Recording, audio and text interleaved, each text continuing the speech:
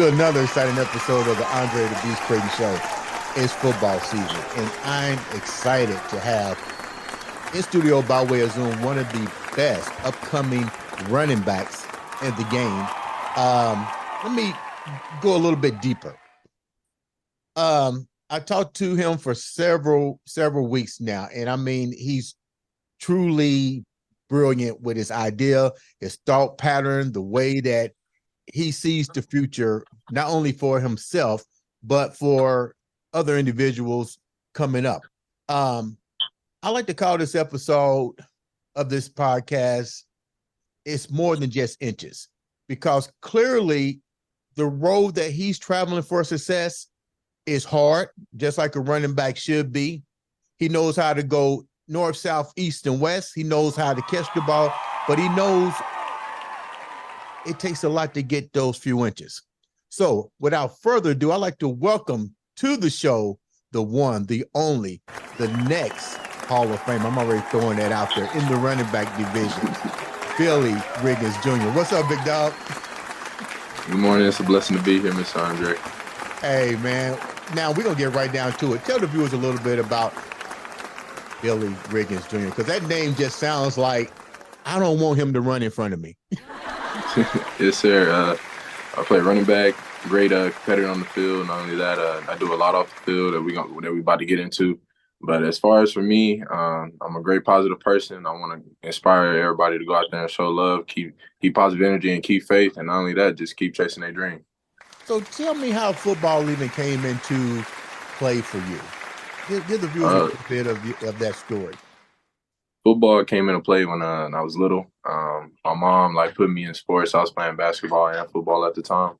I really felt that football was love for me because it's a great game to really just show where you stand as a person on the food chain. I believe out there you're able to live in your own world. In between those lines, it's fair game. So I love that, and the fact that you have more control for you and yourself and your team, and you got to work together. That's what I love about football. So you say you play basketball. Why you didn't like basketball? What was the downside of basketball?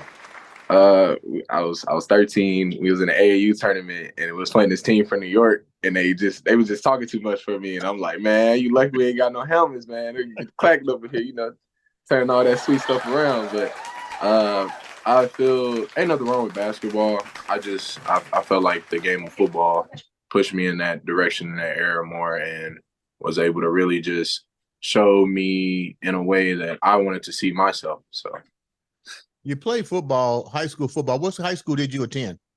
Fort Bend Kepner and Fort Bend ISD in Sugar Land, Texas. Football capital. And football capital of the world, huh? Texas. Yes, sir. I think everybody in Texas is born with a football in the crib. What do you think? What do you say about that? Listen, it's either football, baseball, basketball, something in the crib for sure. Definitely volleyball, all of it. Tell me, take me down your high school journey, and because you played with some pretty top guys that we'll get into in a minute that are now currently in the NFL, and we'll talk about that. But tell me about your high school career and some of the guys that you played against, and that way the viewers can get an idea of just how good you had to be and that you still are. Yes, sir. Coming out of high school, I was a 3 to 4 star recruit. I was ranked out of the top 50 running backs. I was ranked 52 out of the class of 2017. The top 200 players in Houston, I was ranked 182. And I'll never forget, as far as my high school career, the biggest thing for me was having that All-Americans ceremony in the middle of my game. I didn't know. And it was at halftime, and they was like, "Hey, come back out! We got something for you." And that was a big thing for me. So high school was a great thing for me to experience. Coming into a losing program and turning around and going to playoffs and really breaking records and just building that culture for the next kids to come through and continue to understand you can go anywhere and just really win if you just put your mind to it and have discipline. Who were some of the players that you played with? Who were some of your teammates? My teammates, in high school, or high school, just in general? Just in general. Oh, just in general. As far as you played with some dogs, man. Yeah, I played with some big dogs, and I played with CeeDee Lamb, Kenneth Murray, Grandel Pitt, Rashawn Slater, Darius Anderson, uh, those guys right there really like help mold me. I say as far as my mindset with Mhm. my brothers and growing up, as far as we pushing each other and everything, that was a great thing to have around me. But just being in that atmosphere, that atmosphere every day, like, all right, you got to get it. Somebody out here working, and we all believe we superstars. So like Right. superstars, iron sharpen iron. You know, every day we constantly pushing each other. We got to keep going. What's it like to play against CD Lamb during that time period? Now that he's in the NFL, you played with him before he got to the NFL. What was it like to really play with some of those guys? Like you said, they molded you. How did they improve your game and you improve their game? How did you guys I capitalize on say each other's weaknesses and strengths? I say as far as watching everybody that I play with, it's amazing to see the growth because like I could see one little misstep and like to the average eye, it can be a perfect rep. But to us, it's like, oh, I missed a step. Like like you said, it's a game of inches, and it comes down to every little detail. So, Mhm. and as far as watching like CD Lamb and them now, it's like, man, it's like, okay, I know you got this in you, you killing the game, but Right, between us, there's more. There's more. I know you got more. right. So What was that's your the way I see it. what was it like coming out of high school? You said were you highly recruited? What were some of the schools that was looking at you coming out? My top five coming out of high school was Baylor, Boise State, Utah, Purdue, and it was Florida at the end. And you didn't want to And come to Purdue. You don't come to Indiana. no, there's nothing wrong with Purdue. Like I really was trying to get up there, but I really want to stay back home in the big long state, Texas. And Baylor was one of my heavy favorites until Art Browse and everybody got let go from the coaching staff. So How did you wind up making the decision to go the route that you went? Because unlike CD Lamb and all them that went to like Division I schools, you choose to go a different route and kind of like draw your own path. How did you come up with that decision? What was the schools that you actually attended on your journey? yes, sir. To help with my decision, I thought long term. Thought long term. I love football, but eventually I got to hang up the cleats. So my direction was when I actually was looking at schools besides football. I went into looking at the business schools, their statistics and everything, and how can I benefit going here when I get this degree? Because that's what we are really pushing for as far as athletes and everybody that really plays any sport. You pushing to go get your degree when you get scholarships and you get all this money, you get all the stuff you want. At the end of the day, you're going to go get that paper. Without that paper, there's a lot that you really can't accomplish in this world. So I was really pushing long term and going to Northern Colorado because that's where I made my decision. Northern Colorado and Greeley. It was a very great business school. I've learned a lot there. And then transferring over after that 1 year to Cisco Junior College and continuing that, it's everywhere I went, I honestly say like business school wise, I've succeeded and learned. Mhm. And after finishing transferring off Cisco, went to Prairie View. Prairie View has a great business school as well. Ended up doing a year there. And then I finished out at Higher Payne, which is actually ranked in the business world. They have a ranked business school, it's a private school, and it's a D3 school. But as far as that experience, it was definitely long term. I really definitely thought long term because I know as football can be there if you put the work in and you're consistent. If you discipline enough, that's something that you taught day one. It's Right. going to be there. But the after effects of long term football is I want to push that I'm more than a football player. That is like crazy that at a young age you started to realize that you got to hang the cleats up eventually. But even the inch per inch, every school that you went to, your focus was still on the business aspect. Take me down the journey to the combines. You had to, The journey, yeah, you had to do something pretty spectacular. Because let's get real, everybody doesn't go to the combines. yes, sir. Yeah, so how did your journey get there? Um, and I'm gonna start this off with saying this first. First, you got to keep faith. You got to keep faith. Before we get into it, you got to believe in yourself. Everybody not gonna see your vision. Everybody not gonna understand you. Everybody's not in your shoes. And the last thing, everybody is not meant to walk your path. You cannot take people with you all the time. Sometimes you got to really just show the world that, hey, like I got a plan, I got a vision, this is what it is. It can generate and help others. Let me know if you want to be a part of it. If not, Hold it's that thought cool. for a minute. I'm going to ask you something. Yes, sir. That was powerful.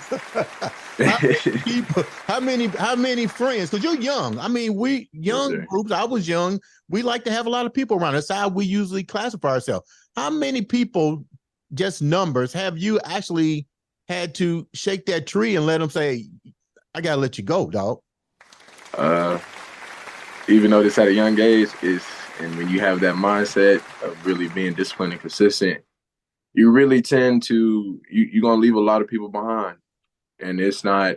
Yeah, you can't look at it as a bad way. It's just it's either you're gonna let people experience their growth and really catch up to you, or you're gonna understand that hey, you still doing the same thing. I'm not on that no more. We Right. growing. We got to progress. So, and I really take that initiative and motive, and that really decides my decision for me is because emotions can mess you up. You Yeah, know, it can your take your feelings can, mind to a place you don't yeah. want it to go.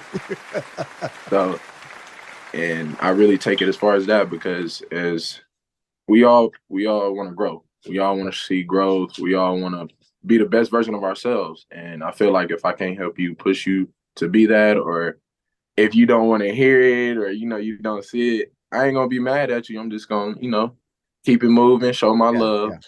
be there for you. But So ain't nothing personal. It's business. yes, sir. So back to the road to the NFL combines. How did that pan out for you? Like how did you even get there? Um, Really just that hard work. I put in that work at every level. D1, D3, JUCO, it doesn't matter. Everybody's working. There's always somebody trying to be the best. And for me, getting into those combines, I was pushing my film like those big D1 dudes. Like, you got clips, I got clips too. Like, I'm just doing it at a different level. Like, you know what I'm saying? Like, we put the pass on the same. At the end of the day, we bleed Right. the same. When we take that helmet shoulder pass off, I can look you in the eye like a man. And I just bet on myself. I push myself like those D1 dudes. I know I can be in the room with those dudes. I know I can compete with those dudes. I know I can outwork with a lot of Right. them dudes. So, but I just I bet on myself. That's really and that's really the truth. And I got the stats in the video to prove it. And I'm not even gonna like sit there and say like I'm cocky or anything. I'm just really confident in myself. I Right. know if my name on the paper and Right. I see my name, I'm gonna bright up. I love the pressure. I was at the combines and when the running backs come out, Yes, sir. what went through your mind? You out there in Lucas Oil, running backs, you're on that big jumbotron, they showing your times. What was the one event that you said you're going to do good in? Because I saw the guys, the drills and stuff, but what's the one thing that you said, oh, this is a walk in the park? As far as drills, I love the ball carrying and the footwork drills. For me to be my size and move my feet like these little agile dudes, it blows people's minds, and it's like the craziest thing ever because it's the fact of me putting my feet on the ground and picking them up as far as somebody else under my size, and people tend to look for the scat backs and the little backs now. You need a complete back in this game, and I'm really trying to bring that old school generation traditional running back where he's able to be big, be able to outrun people, such as the Barry Sanders, Earl Campbell's. They'll run through you. Eric Dickerson's, Adrian Mm-hmm. Peterson's. The great stats able to bless the game and keep the crowd going instead of having a one-dimensional running back. I don't just want to be good at one thing. I want to be able to be a complete traditional back, able to block, pass catch, situational awareness, be able to help others, be on the field and be a playmaker and a game changer to make others want to play better and outperform themselves. What did you learn from when you left the NFL combines? What did you learn? Leaving the NFL combine is that we all the same. Everybody put the same clothes on. Everybody put on everything the same. The only thing that makes us different is what you bring to the game, your identity, and what I mean by that, to go into deeper detail, Go. is that you don't gotta be somebody else that's already being them. You don't gotta be a follower. You ain't gotta break no crazy trend. You can just be you. You can go out there and be you. Express you. Don't be in a box. Don't get set in a box. Don't get Who set in was no the top lane. running back that was at your class? Who was the top Hmm. running back in at the combines that you go, wow, I'm competing against this guy, but I'm just as good. I can do what he does. There was a running back that I've met. I think he was at a D2 school. I can shoot you his name after this, but that guy reminded me of, and this is like my honest opinion. This is a very complete Alvin Kamara. When I say he kind of looked like him to the T, he looked like him to the T, but he got his own game. Really? That and when I say like he got a flair in a way like it's you can't miss it. Even if he don't got the ball, you can like, man, hold on, where he at on the field? He doing something. Right. He blocking, he doing something. I'm gonna shoot to his name after, but I got a lot of respect for that guy after seeing him because when you go into these combines and you see these big name schools and all that, yeah, I ain't gonna lie, you think it play a mental toll, but as far as seeing everybody else and me and him, the way we was competing against these D1s, you would have thought we was at the D1. Really? You would have thought we was at their school. Hmm. So So when you left the draft, now it's time for the combines. Now it's time for the draft.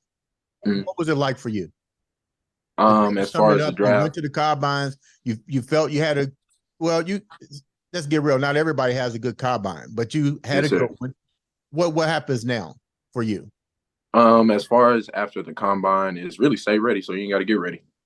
Okay. There's opportunities out there, even if you don't get the NFL or people have the NFL or bust mindset. For me, I ain't gonna lie, like I personally took it on myself as me being a small schooler. Like it's okay if I don't get the NFL. I just need opportunity. As soon as I get my feet on the field, I'm blessed and grateful. I get to keep playing the game. You know what I'm saying? Not only that, I keep living my dream and keep actually doing what I want to do and getting it out. And by far as that, by me just getting the opportunity and shining where I want to shine, I know somebody gonna sit there and watch and say, "Oh, he need to be on the big screen. Like he needs to be on the team for sure."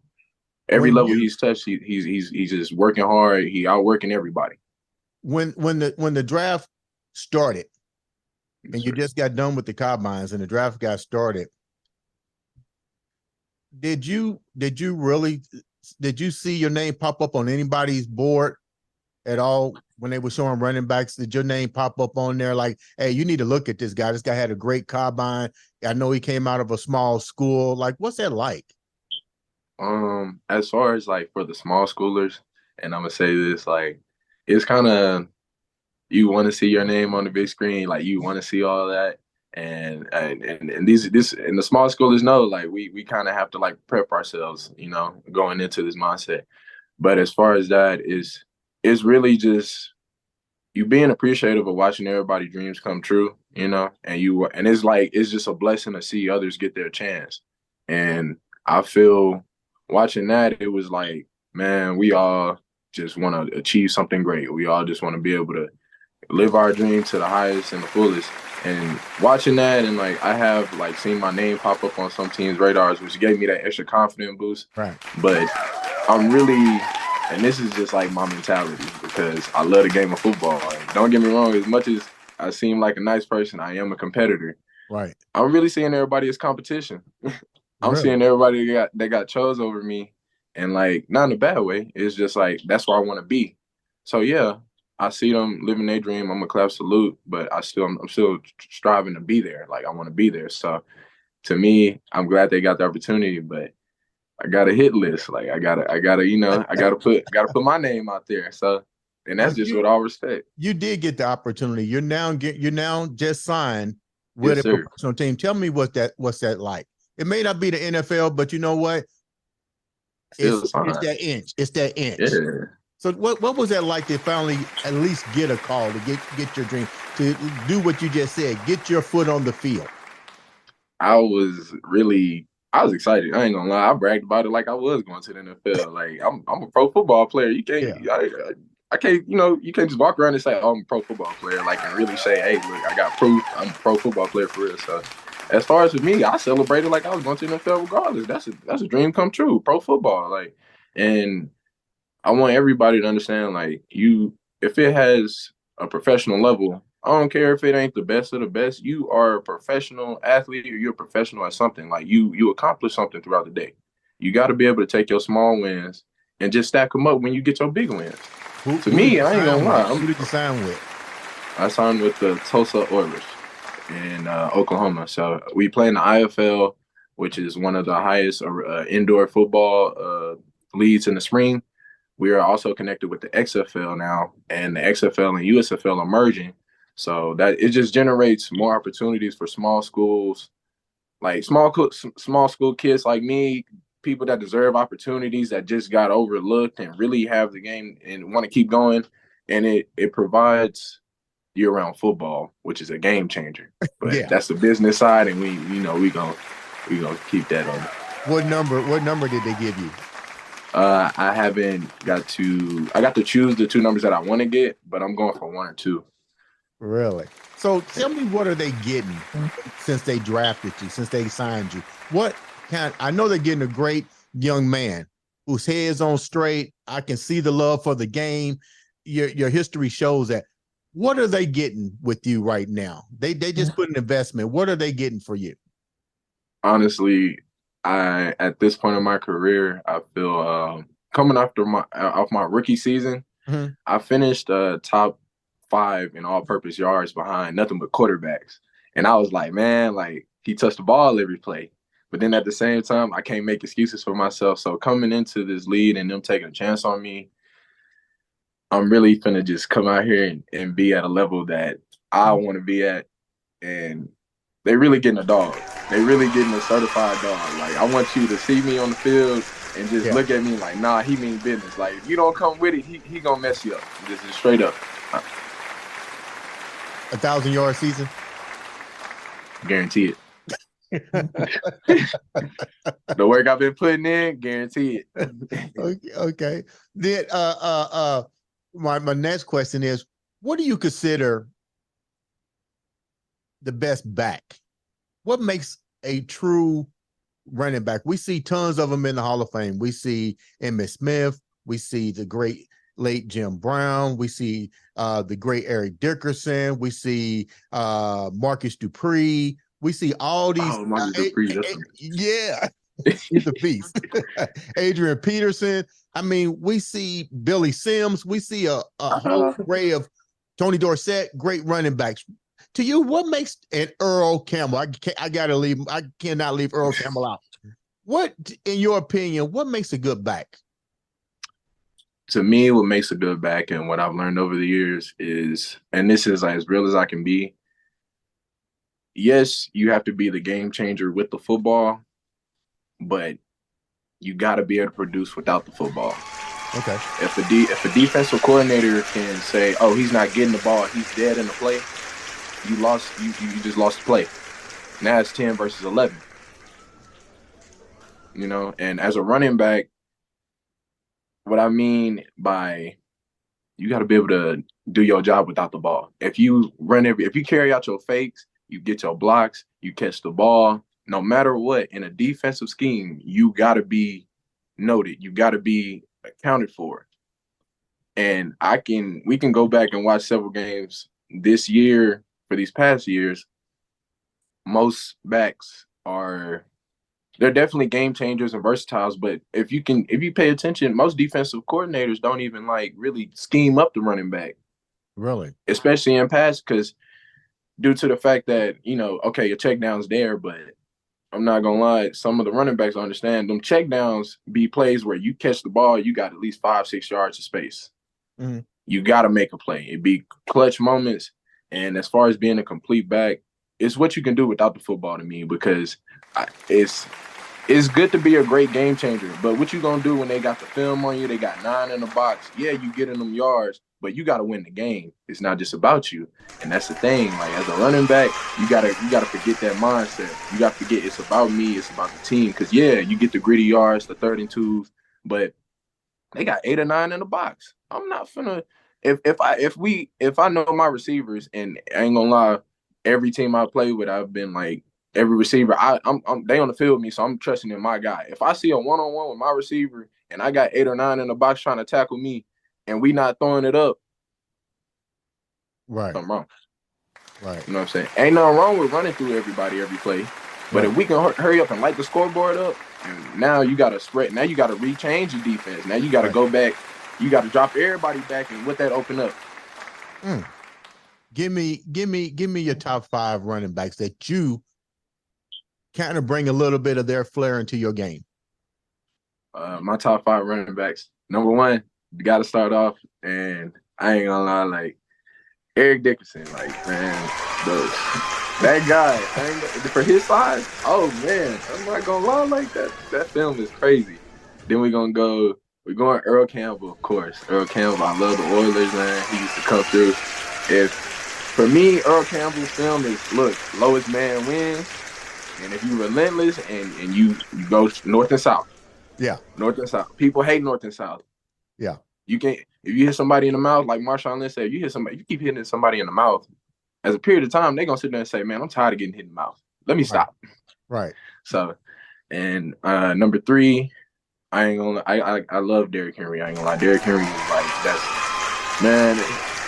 Derrick Henry was really like the last workhorse. And what I mean by that, when he was at Alabama, they were starting to fall off the trend of big running backs.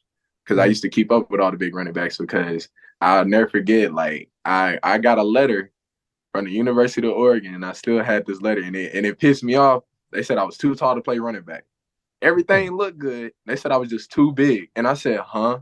Like, what you mean, like, too big? Like, what can I do? Like, I'm already, tall already. I don't know what to tell you.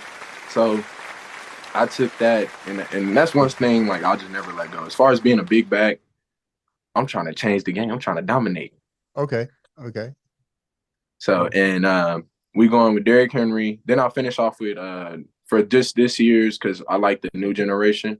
I'm gonna throw out Christian McCaffrey for keeping the agile and as far as a complete back, the guy that I like see like really doing it all for real. Yeah.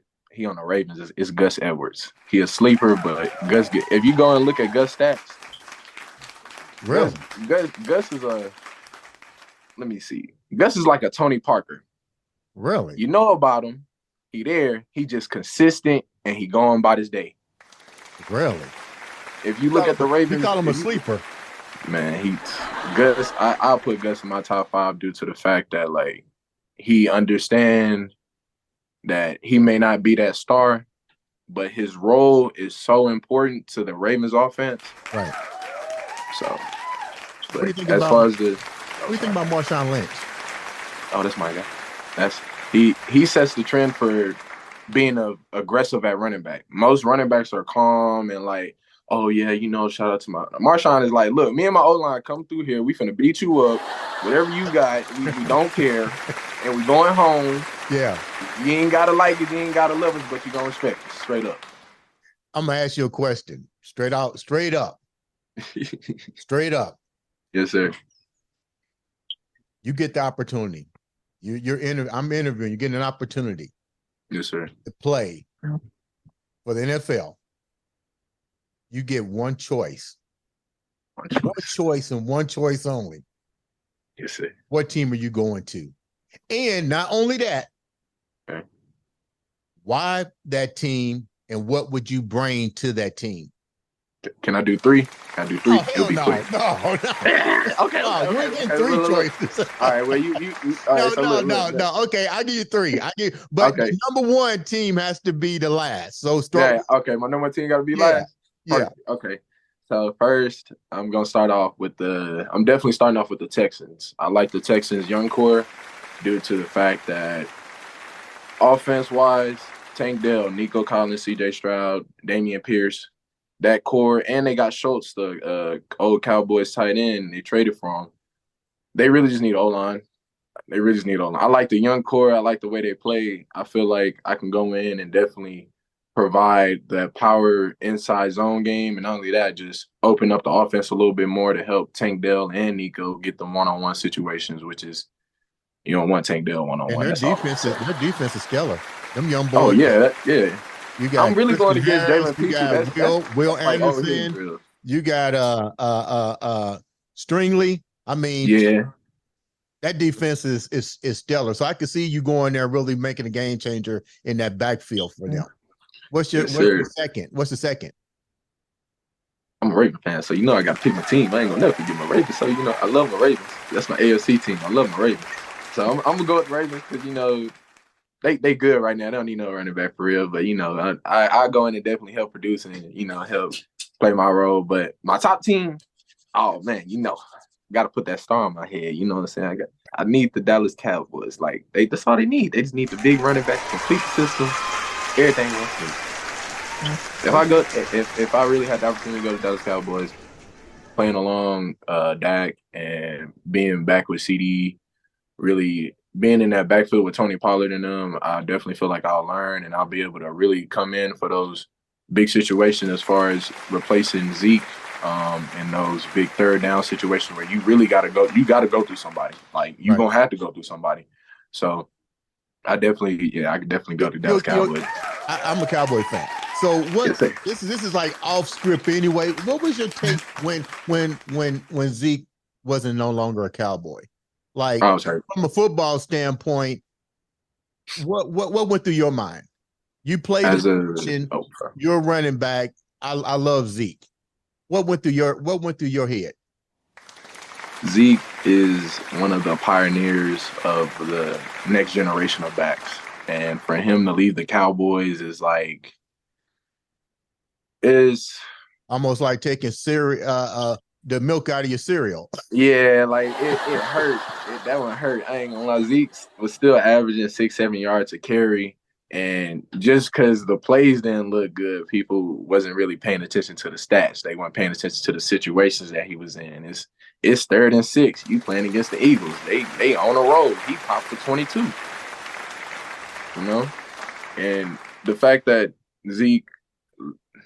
seeing Zeke in another uniform is just hard. I'm just keeping it. Just be real honest. But I feel that seeing the Cowboys give up Zeke or trade Zeke, it wasn't nothing crazy, but it hurt due to the fact that he was producing. He was producing, and unfortunately things went that way. But as a running back standpoint, I ain't gonna lie, Zeke still deserved the opportunity to shine. He's still that guy.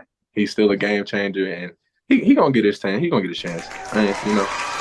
So moving forward, before we wrap up, you're doing some extraordinary things for the community, inspiring minds, young individuals. Tell the viewers a little bit about what you're doing now, because like you said, eventually you realize that you got to hang the cleats up.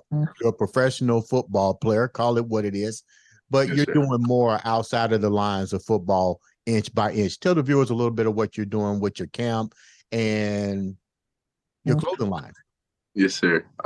First, starting off with the football camp, I am going to be hosting a series of camps just to really get the youth and get people together to really understand, like, all right, I want to be able to bring everybody together because we all love the game of football.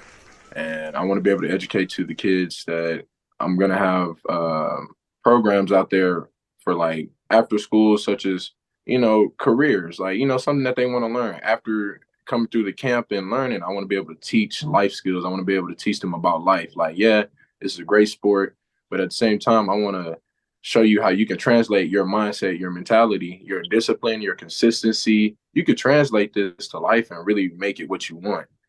So, and that's the big thing. I feel that the up and coming generation really needs to be molded and taught by us. Like, yeah, we, everything online and all that, but let's teach them. Like, let's keep them updated with the technology and keep them updated with us. And as far as learning the game, and the game's still changing because I'm still learning. Right. I just want to be able to inspire and really get those kids to understand that you can do this. You can go out there and really do anything that you want to do in this world. And that go for just anything. It don't got to be just sports. It's just, you got to have that mindset. I want people to believe in themselves, which is why I started my clothing brand, Limits, because society puts everybody in a box. In order for you to break that box, you have to push past your limits and believe in you. As I stated in the beginning, everybody ain't gonna see the vision. Right. It ain't easy, and it's not easy. But as far as you being you have something unique. You don't gotta be the same. It's cool to be different. Like it's cool to be different. It's what makes us human. It's what makes us unique. You're bringing something that you have perspective on something that nobody else has. All you got to do is just shine your light. Okay. No matter how dark it is, if nobody don't see it, just shine your light and then show love, and everything will play out. And that's the real mission right there. As far as that, inspiring the next generation. And my clothing brand, I really got into that like high school, because I had a friend that he was like, man, like I can't wait to like I just be able to like buy all this designer stuff and all that. And I was like, man, you talking about like buying it? Why don't you go make it? Like we can make that. Like, you know what I'm saying? Yeah. Like we can be the next trend. So Yeah. that's when I really got into clothes and everything for the brand. And then plus I also seen it as a way to give back. Like I know I'll be in a position to provide clothes. Like I can really just go out there and, hey, you know, you need a shirt or something, here you go, you know, out of the kindness of my heart. So how can the viewers attend the camp? How can the viewers reach out to you? They can attend the camp. It's free. I'm not gonna lie, it's free. You can walk up. I'm giving away gear and everything. Got food out there. Gonna have a DJ, everything. It's gonna be like a big little party with some football going on. And I want everybody to have a great good time. You can contact me on IG at limits LMTZ_Houdini, and it's on October 22nd from 1 p.m. to 4 p.m. I have a lot of special guests coming out, and I suggest you bring your kids and everybody come out and have a good time. You know what? This. I'm really proud of you. I mean, like, your head is like already at the touchdown goal line. All right, you just got to kick the field goal. I don't know who you're gonna bring in field goal, but you better make sure they get interviewed.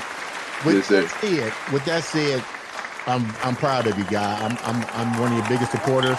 Leave the viewers with something that only you can leave them with. I want y'all to if you take anything from this episode and me and Mr. Andre, first off, I want y'all to give him his flowers. He doesn't have to do any of this. He's a true blessing. He's really genuine. I really hope y'all give him his flowers, man. This is a great man. And this is also, as far as me being a young upcoming man, this is a great role model as well. And I really want to thank you for the knowledge and wisdom you blessed me with. And as far as for me, I want everybody to take from this episode to believe in yourself, keep faith, and honestly, just go out there and show love. You never know what you can do. One little compliment can make anybody's day, and it's going to create a domino effect. And at the end of the day, don't be looking for what you can get out of it. Just know you're making the world a better place. Wow, that's deep. Ladies and gentlemen, make sure you follow this young man's road to Canton. I'm already putting it out there. Follow his road to Canton. Support. Hey, this has been the one, the only Billy Reagins Jr. on the Andre the Beast Creighton